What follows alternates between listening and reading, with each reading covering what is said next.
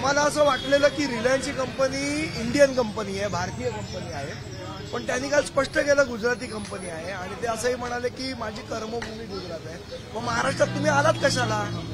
इथे जमिनी आमच्या मराठी माणसांनी दिलेल्या आहेत तुमची कंपनी उभारण्यासाठी आणि तुम्हाला जर वाटत असेल ही कंपनी गुजरातची आहे, सगळा बाड विस्तारा गुंडाळा, तुमचा अँटेलिया पण गुंडाळा आणि गुजरातला जाऊन बसा. महाराष्ट्रात तुमचं काम काय?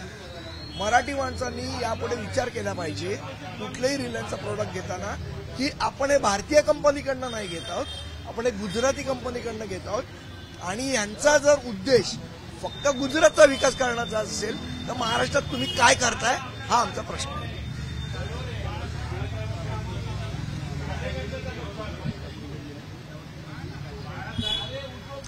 ये तो होना ही था.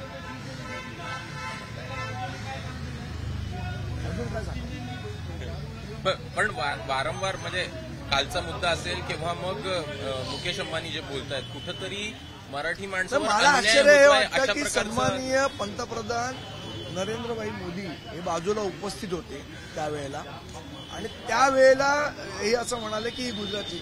निदान मोदी साहेबांनी तरी सांगायला पाहिजे होतं की बाबा तुझी कंपनी भारतीय आहे, गुजराती कंपनी नाहीये.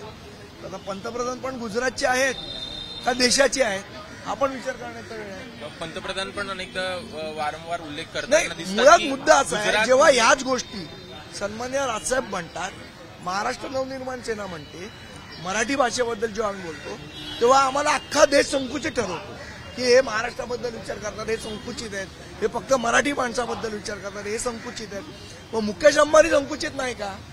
जर फक्त गुजरातबद्दल विचार करत असतील नरेंद्रभाई मोदी तर ते संकुचित नाही का हा प्रश्न आहे. याच्या संदर्भात रिलायन्सला तुम्ही काही पत्रव्यवहार? मला असं वाटतं ह्याच्यामध्ये मराठी माणसांनी जागरूक होण्याची गरज आहे. ज्या पद्धतीचं आक्रमण हे तुम्ही करायला लागलेलं आहात, मराठी माणसाचं महत्व कमी करण्याचा जो प्रयत्न करायला लागलेला आहात, मला असं वाटतं ह्याच्याबद्दल मराठी माणसांनी जागरूक राहिलं पाहिजे. आणि परवाचं आपण बघितलं असेल तर सन्मान्य राजसाहेबांनी पण तेच सांगितलं, शेवट जमिनी आपल्या जात आहेत, मराठी माणसाच्या जमिनी जात आहेत आणि उद्योग गुजरात्यांचे होत आहेत आणि तिथे रोजगार पण मराठी माणसाला मिळत नाहीये.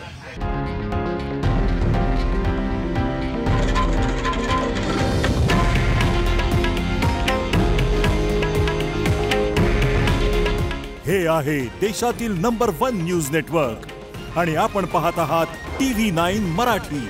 काळजी तुमची, हित महाराष्ट्राचं.